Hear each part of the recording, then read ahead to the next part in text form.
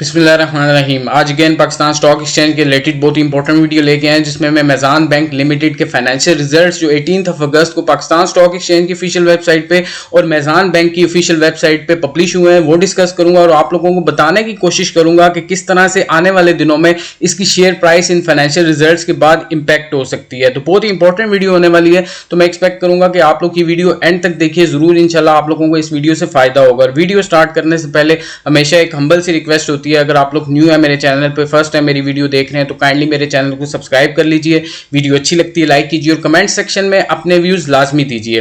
तो जल्दी से स्टार्ट करते हैं और आप लोगों के सामने देख सकते हैं कि पाकिस्तान स्टॉक एक्सचेंज की ऑफिशियल वेबसाइट ओपन है। इसमें मैंने फाइनेंशियल अनाउंसमेंट्स ओपन किए हैं। तो 4:45 बजे मेज़ान बैंक लिमिटेड के financial results Pakistan stock exchange की ऑफिशियल वेबसाइट पे आए हैं। आगे चल के मैं आप लोगों को बताता हूं कि मैंने आप लोगों को ये टाइमिंग क्यों बताई है और किस तरह से आज के दिन में इस स्टॉक पे इसका इंपैक्ट आया है। लेकिन उससे पहले देख लेते हैं जो पाकिस्तान स्टॉक एक्सचेंज की ऑफिशियल वेबसाइट पे जो इसके फाइनेंशियल रिजल्ट्स इशू हुए हैं, इसमें आप लोग देख सकते हैं हाफ ईयर एंड पे यानी कि 30 जून 2020 पे जो इनका 6 महीने पूरे हुए थे इसकी इन्होंने डिटेल दी है। कैश डिविडेंड अगर देखा जाए तो इन्होंने 0 कैश डिविडेंड दिया इस पीरियड में। फिर उसके बाद बोनस शेयर्स की बात की जाए तो इन्होंने 10% बोनस शेयर्स दिए हैं अपने एग्जिस्टिंग शेयर होल्डर्स को।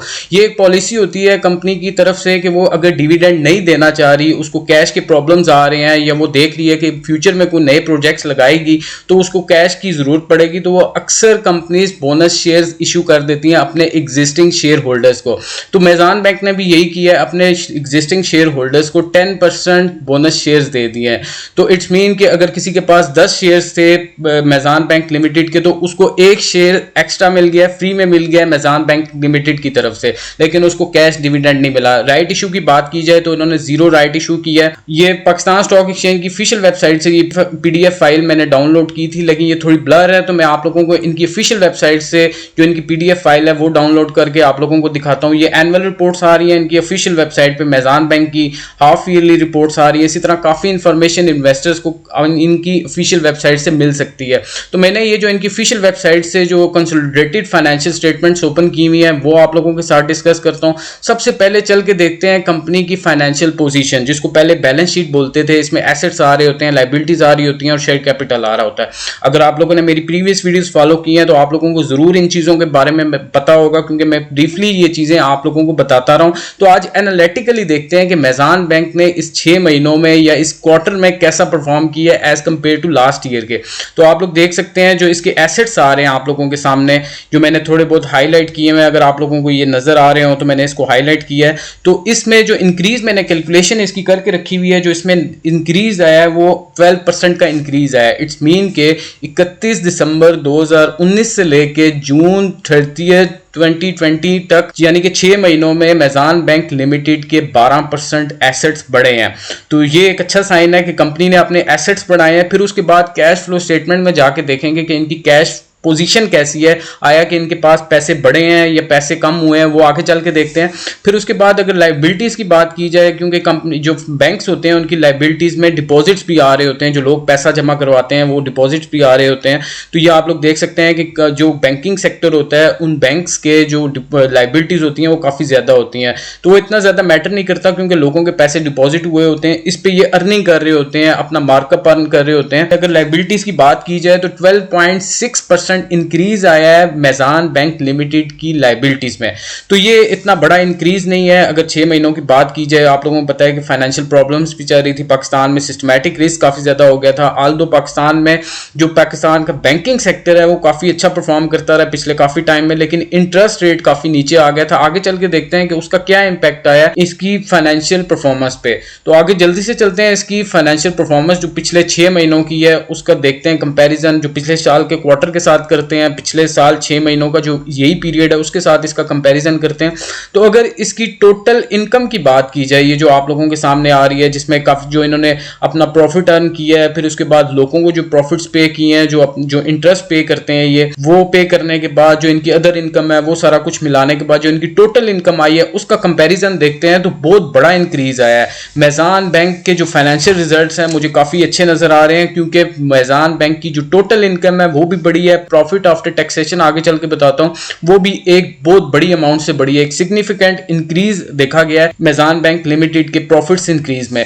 तो जल्दी से मैं आप लोगों को बताता हूँ, इसकी भी मैंने कैलकुलेशन करके रखी हुई है। अगर इसकी टोटल इनकम की बात की जाए इस क्वार्टर की, ये जो लास्ट क्वार्टर है जून 30 2020 पे तक का जो क्वार्टर था, अगर इसका कंपैरिजन लास्ट ईयर 2019 के इसी पीरियड के साथ किया जाए तो इसमें इंक्रीज आया 33% का। इट्स मीन के कंपनी के मेजान बैंक लिमिटेड के जो क्वार्टर एंड के जो रिजल्ट्स हैं वो पिछले साल के क्वार्टर एंड के साथ अगर कंपैरिजन किया जाए तो वो 33% इंक्रीज आया। इट्स मीन के बहुत बड़ा इंक्रीज आया है मेजान बैंक की टोटल इनकम में। फिर उसके बाद अगर जो इसके 6 महीनों का पीरियड है, जो इसके रिजल्ट्स अभी पब्लिश हुए हैं, इसके जो 6 महीने का पीरियड शुरू होता है 1 जनवरी से लेकर 30 जून तक, ये जो 6 महीने का पीरियड है 2020 का, इसका कंपैरिजन अगर 2019 के इसी पीरियड के साथ किया जाए तो इसमें 46.5% का इंक्रीज आया, बहुत बड़ा इंक्रीज आया टोटल इनकम में देखा जाए।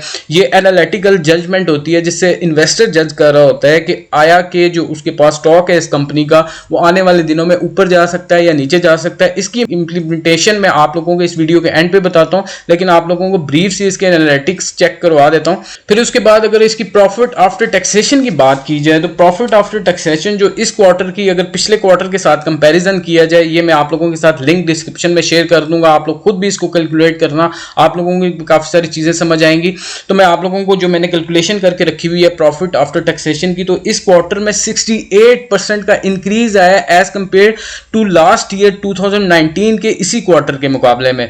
तो बहुत बड़ा इंक्रीज है। अगर देखा जाए मेजान बैंक ने आउटस्टैंडिंग परफॉर्मेंस दी है इस क्वार्टर में, जो लास्ट क्वार्टर इसका एंड हुआ है। अब हाफ ईयर की तरफ आया जाए तो हाफ ईयर के जो कंपैरिजन है पिछले साल के मुकाबले में तो 67% का उसमें इंक्रीज आया है। तो मैं मेजान बैंक की जो पोजीशन है वो बहुत जबरदस्त जा रही है, आप लोग देख सकते हैं इसके प्रॉफिट्स बहुत ज्यादा सिग्निफिकेंट इंक्रीज आया है इनमें। तो ये मैं एक्सपेक्ट कर रहा हूं कि इन्वेस्टर्स इसको वेलकम करेंगे और आने वाले दिनों में आप लोग देखेंगे मेजान बैंक लिमिटेड के जो शेयर प्राइस है वो शॉर्ट टर्म के लिए भी काफी ऊपर जा सकता है, इसमें काफी ज्यादा इंक्रीज देखा जा सकता है। फिर उसके बाद इसकी ईपीएस की अगर बात की जाए तो पिछले साल इसी क्वार्टर की अगर बात की जाए जो जून 30 पे खत्म हुआ था 3.10 था, और इस दफा इसका जो क्वार्टर एंड हुआ है इसमें 5.07 है। तो बहुत बड़ा इंक्रीज आया है, यानी कि ऑलमोस्ट अगर आप लोग समझें तो इसको डबल इंक्रीज आया है इसके ईपीएस में पिछले साल इसी क्वार्टर के मुकाबले में। फिर उसके बाद अगर इसके हाफ ईयर एंड की अगर बात की जाए जो जून 30 पे हुआ है 8.97 इसका ईपीएस रहा है।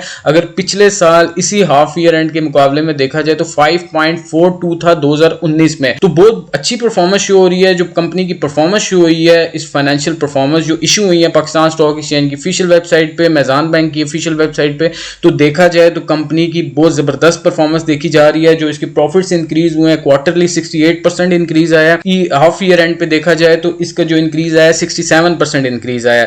तो मैं बहुत जबरदस्त इसकी पोजीशन देख रहा हूं। अब मजीद एक और चीज इसकी जाके चेक करते हैं कैश फ्लो स्टेटमेंट में। पहले मैंने ये चीज आप लोगों को नहीं बताई थी, लेकिन ये मैं आप लोगों को बताना चाहता हूं। ये एक कंपनी की कैश फ्लो स्टेटमेंट है, ये भी फाइनेंशियल स्टेटमेंट्स के साथ पब्लिश होती है, कंपनीज पब्लिश करती है।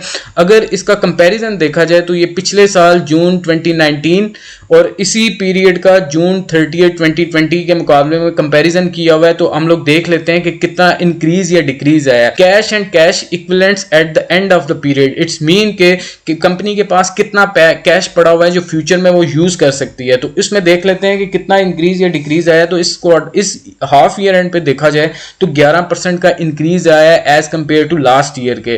तो बहुत अच्छी परफॉर्मेंस शो हो रही है। अगर आप लोग दूसरी तरफ अगर आप लोगों को याद हो जो जब मैंने आप लोगों को फाइनेंशियल पोजीशन दिखाई थी मेजान बैंक की, तो उसमें 12% का इंक्रीज आया था एसेट्स का।